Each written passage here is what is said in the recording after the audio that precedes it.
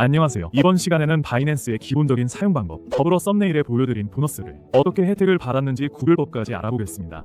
바이낸스 레퍼럴 적용 확인법. 먼저 회원 가입을 할 때는 레퍼럴을 꼭 적용하는 것이 좋습니다. 수수료 20% 할인 때문인데요. 그 외에도 다른 보너스 혜택이 있어서 안 하면 손해라고 볼 수 있습니다. 심지어 제가 최근에 확인해보니 가짜 링크가 너무 많습니다. 지금부터 그래서 구별법을 알려드리겠습니다. 언제 어느 때나 먼저 링크를 확인해주세요. 들어간 링크의 끝부분을 보면 레퍼럴이 없는 걸 볼 수 있습니다. 그러면 이 링크로는 가입을 해도 혜택을 받지 못합니다. 두 번째 방법은 왼쪽에 적용 여부가 그림으로 보입니다. 왼쪽에 적용된 코드에 혜택이 적혀 있습니다. 즉 지금 제가 드린 링크 접속 시 수수료 20% 페이백 혜택과 $600 보너스 혜택이 있습니다. 하지만 유튜브 검색해서 들어간 영상의 레퍼럴을 보시면 적용이 안 되어 아무런 효과도 없는 걸 볼 수 있습니다. 만약 위와 같이 레퍼럴이 있지만 혜택이 없는 경우 귀찮지만 회원 탈퇴를 한 후 다시 회원 가입 및 신원 인증을 해주셔야 합니다. 하지만 레퍼럴이 없는 곳에서 가입을 하셨다면 가입하시고 거래 내역 없이 6개월 후에 링크 클릭 시 수동으로 입력해서 혜택을 받을 수 있다고 하니 참고하시면 좋을 것 같습니다.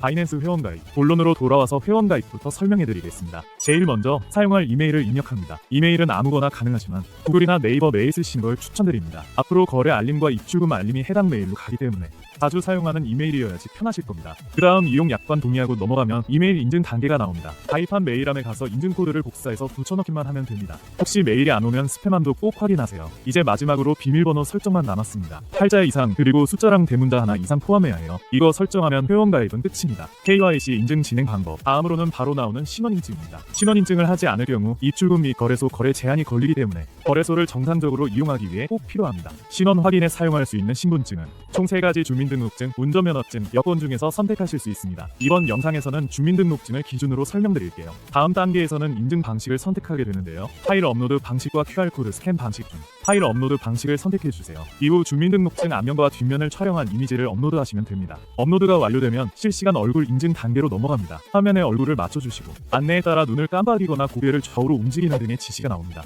해당 요청 사항에 맞게 행동해주시면 되고 인증 완료까지는 보통 5분에서 최대 1시간 이내에 처리됩니다. 신원 인증이 완료되면 이제 입금 단계로 넘어가겠습니다. 입금 방법.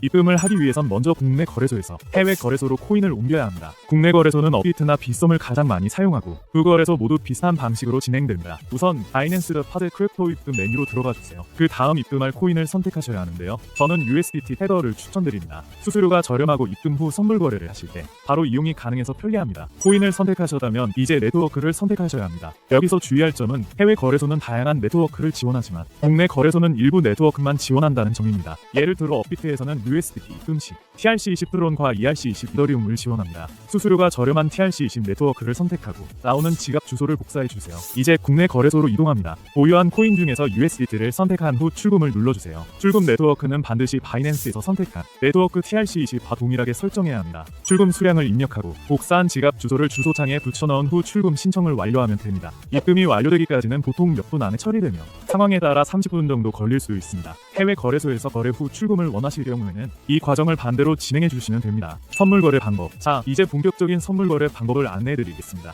바이낸스의 상단 메뉴에서 선물 퓨처 상목을 클릭하고 첫 번째 선물 거래 메뉴로 진입합니다. 화면에서 조금만 아래로 내려보시면 트랜스퍼가 있습니다. 선물 거래는 현물 거래와 지갑을 분리해둡니다. 따라서 현물 지갑에서 선물 지갑으로 코인을 옮기는 과정이 필요합니다. 현물, 선물로 설정하시고 거래하실 만큼 수량 입력해서 확인을 눌러주시면 바로 전환이 됩니다. 반대로 코인을 출금하고 싶으실 때는 현물 지갑으로 코인을 옮긴 후 출금을 진행하시면 됩니다. 자, 이제 거래 방법을 알아보겠습니다. 화면에 보이는 기본 코인은 보통 BTC USDT인데요. 원하시는 코인을 선택해서 거래할 수 있습니다. 이제 예시로 거래에 진입을 해보겠습니다. 예시이기 때문에 가격이 낮은 코인으로 진행해보겠습니다. 먼저 마진 모드를 설정하는 격리 아이솔레이트와 교차 크로스 마진 중에서 선택하셔야 합니다. 격리 마진은 해당 포지션에 설정한 자산만을 담보로 거래하는 방식으로 리스크 관리에 용이합니다. 교차 마진은 전체 자산을 담보로 잡기 때문에 손실이 클 경우 계좌 전체에 영향을 줄 수 있어 주의가 필요합니다. 처음 거래하시는 분들께는 격리 마진을 권장드립니다. 다음으로는 레버리지 배율 설정입니다. 기본은 20배로 되어 있지만 초보자는 2에서 5배 이하로 낮춰서 시작하시는 것이 안전합니다. 배율이 높을수록 수익도 커지지만